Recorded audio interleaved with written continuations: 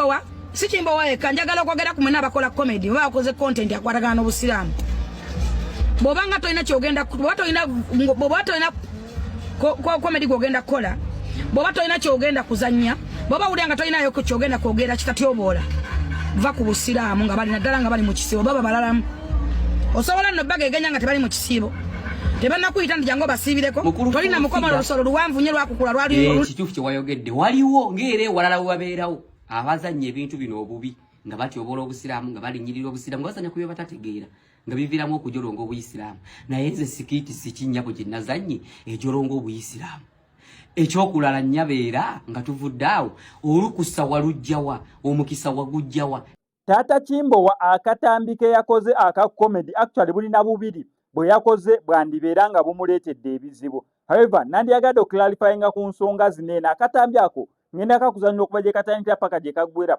osobole okulaba ebigambo bya Taata Chimbowa byasobodde okuddamu full figure. Bano ababiri bombi si basiraamu kye kisookera ddala. Full figure eyalumbye Taata Chimbowa si musiraamu. Taata Chimbowa oba nze yatamanyi by the way. Nensuubira si musiraamu Taata Chimbowa. Taata Chimbowa yandibeera nga si musiraamu. So wenkitutte. So okusinziira ku bigambo byakozesezza full figure alaga yateekinze behalf of abasiraamu okubeera nga agamba ku Taata Chimbowa. Taata Chimbowa naye n'amuddamu n'agamba okujjako nga seeka imaamu oba mufti yavuddeyo okubeera nga akomplaininga awo nnyinza okkiwuliriza. Omuntu yenna yalabye obutambi buno obwa Taata Chimbowa okusinza ku nze nga SMX yabulabye.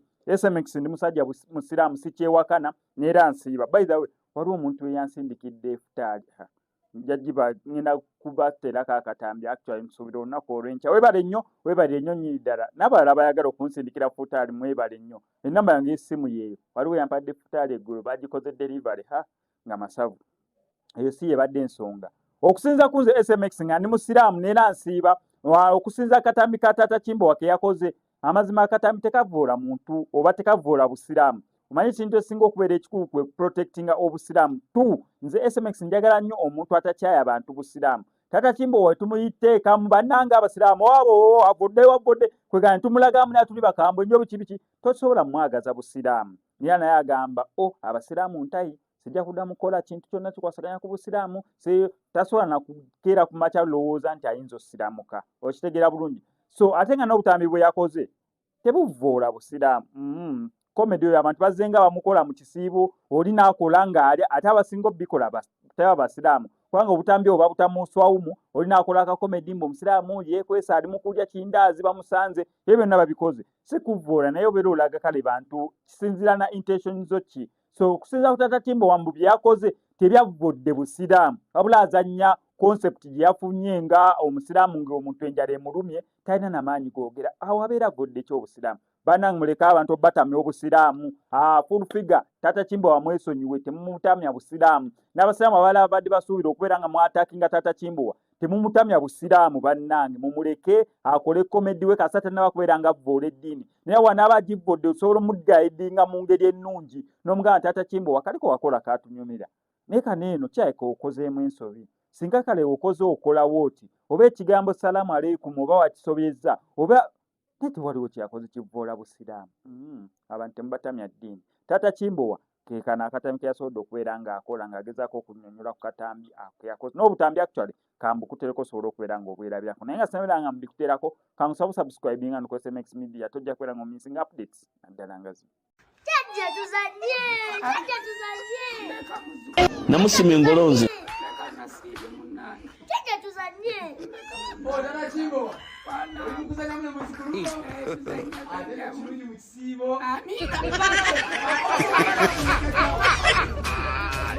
Abasiraamu bwenna assalamu alaikum warahmatullahi wabarakatuh.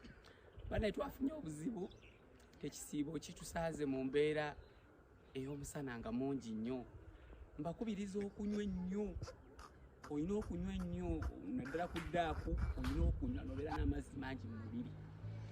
Oba ne kusiibuluka ekiro ekyo kyeyambise ng'onywa ennyo okusinga kuba omusana guno kutunuunamu amazzi. Nenze nazudde ekiyiza okututaasaako insha Allah. Tulina okunywa ennyo kikuyambako obutapeeruuka nnyo kale mu ngeri y'ekisiibo. lunaku okuluyitamu obeera n'amaanyi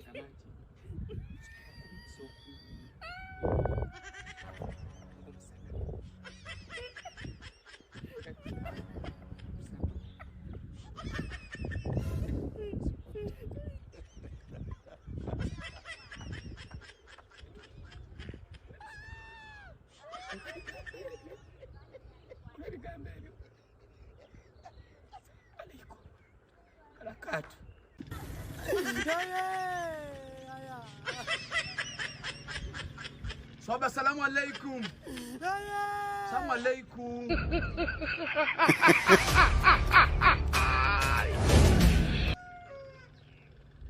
Allahu Akbar. Swab, how are you? Wala kano.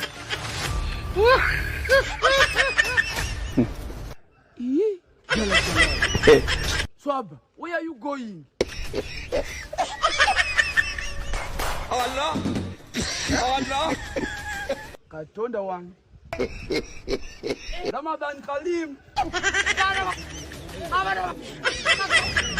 nga biviramu okujolonga obuyisiraamu naye nze sikiti sikinyabo gye nazannye ejolonga obuyisiraamu ekyokulala nyabeera nga tuvudde awo olukusa walujjawa omukisa wagujjawa ebbaluwa wagijjawa eyogerera obusiraamu mu Uganda kubanga mu Uganda tuyina tuyina obukulembeze obusiraamu obulamba ombaka bwe yali agenda kufa mu speech ye yasemba yatulekera ekintu ekitugatta nga ye umma kitegeeza obusiraamu bulina obukulembeze obutwala okujjako nga walondebwa nkubiddwa amagini ne bakuteekako ng'omuntu ayogerera obusiraamu okay obulumirirwa nnyo ekyo kirungi osobola obulumira nga bagambye abasiraamu abaagala bujingo bwe yali avolonga abayisiraamu waliriddawa wali weebase yatusaba omuntu eyatayirira nabbi Muhammad sallallahu alaihi wasallam yamutubanja n'asoma n'ali hamudu ey'ebitege nga saakulaba bw'ovaayo kumutabala oba uliro bwagala nnyo ogambye muno Katonda nako favor Katonda kumanya omwagala nnyo weewunya omuntu amujeregerera maama wange toyinza kunsinga kwagala Katonda kubanze Katonda mbedde from day one nga sinamu yadde ekikumi kya government weekuleetera obutogono olya okitegedde bulungi nnyabo toyinza kunsinga kwagala Katonda kubanze Katonda yambeereddewo yanfudde kyendi sina yadde ekikumi kyenzije wantu nga gwe government weekuleetera obutogono obulya nga bwe wana government ompulidde bulungi era nnyabo ekirala nnyabo sikiti zaffe sigwe busooso kubanga ogiraba nze buli kisibo ekituuka nzanya sikiti bwezitu lwaki nzizanya lwansonga nti community y'obuyisiraamu yayingirwa mu social media n'otunulira ebintu ebiriwo mu nsi muno nti abaana balaba zipono abakazi balaba abantu abeyambudde abasajja balaba abakyala abeyambudde kati bwe twekuumira nga tuzanya obuntu ng'obwo kuba tuzanya mu life gye tubeeramu ffenna nze bwe mbeera nsibye nfaanagana bwetyo kati bantu babweshayiringira mu gurupu ate ez'obuyisiraamu ne banyumirwamu ne baseka kuba temuli kyesitajja salaamu ogitoolanga bweri era n'agiddamu abeeranga bwali ate musisi bwoba ozitunudde mubeeramu abasiibye era baba batayisiddwa bubi nga nze bwe mbeera mpisiddwa maama eby'obuyisiraamu mbadde nkusaba osooka obireke singa tutandika okwevuma toli muvumi tonsobola wano nga byakwevuma gw'oli muwemuzi owemula ate ze n'abantu benswalira kubanga bwe kubeera okuwemula tonsobola naye nkugambye abantu benswalira oba benninako ensonyi okutandikira ku buyisiraamu okudda ku bazadde okudda ku bantu abatukumakuma abakulu nze nna benswalira kati kyawompangulira kubanga gwe osanga tolina bw'oswalira ekyokubiri maama wange nga nkwefukamiridde era nga nkwegayiridde nnyo waya zange nange Katonda teyazinywezaako bulungi ku mutwe so ntambaala mpola nga gwe izo bwe zitanywerako langi zaite zinywerako saagala so onzije mu mbeera nnyo ndeka nkola ebintu byange sina gwe nali ntambadde nakano kakulu nnyo bwe wavaayo sheeyo mumanyi yenna oba omumanyi yenna nga obusiraamu butukiriza okumuggyako irimu okumuggyako hadithi okumuggyako oba Qur'ani n'avaayo n'aŋŋamba tata kimbwa sikiti gye wakoze evoola obusiraamu ebivulunga nkukakasa nti nja kulekerawo sijja kudda mu kikola inkugambe sijja kuddamu kikola naye ebbanga lye tunaamalanga gwali nnyabo mu kuwagula obuyisiraamu gwaŋŋamba ekyokukola n'ekyanku kakasa keberayo ngenda kuba nkuteddeyo kasikiti akalala akokulaba tokamisinga ate era sijja kukyewuunya nnyo kubanga okusiiba kwalaalikibwa kubakkiriza mu mwezi gwa Shabaani ng'ennaku z'omwezi 26 mu mwaka gwa 624 abakkiriza ne batandika okusiiba ng'ennaku z'omwezi lumu mu mwezi gwa Ramadhaani mu mwaka gwa 624 seewuunya akabanga ako akayiseewo kanene nnyo muteekeddwa okuba mwazaalibwamu abagwagwa abalippira ebitabakwatako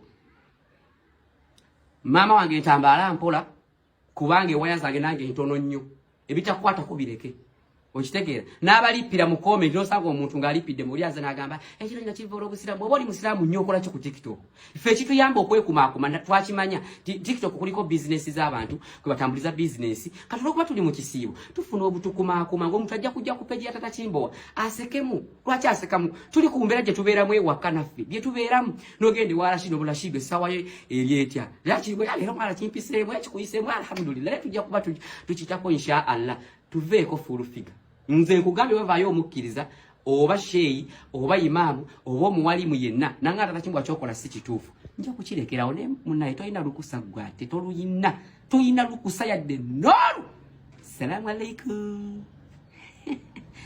Full figure.